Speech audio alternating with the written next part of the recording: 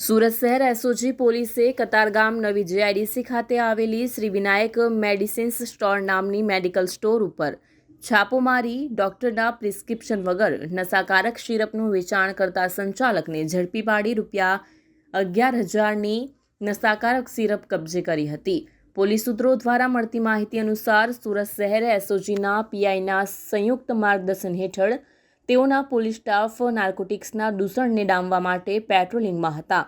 તે વેળાએ એસઓજીના એએસઆઈ જલુભાઈ મગનભાઈ તથા હેડ કોન્સ્ટેબલ રામજીભાઈ મોહનભાઈને બાતમી મળી હતી કે કતારગામ નવી જેઆઈડીસી ખાતે આવેલી શ્રી વિનાયક મેડિસિન્સ સ્ટોર નામની મેડિકલ સ્ટોરમાં ડોક્ટરના પ્રિસ્ક્રિપ્શન વગર નશાકારક દવાઓનું વેચાણ કરવામાં આવી રહ્યું છે।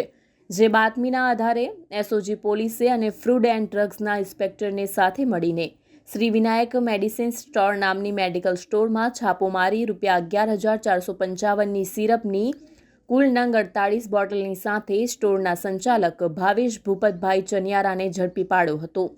ફૂડ એન્ડ ડ્રગ્સ વિભાગે આરોપી ભાવેશ ચનિયારા વિરુદ્ધ ડ્રગ્સ એન્ડ કોસ્મેટિક એક્ટ અંતર્ગત ગુનો દાખલ કરી વધુ આગળની તપાસ હાથ ધરી છે।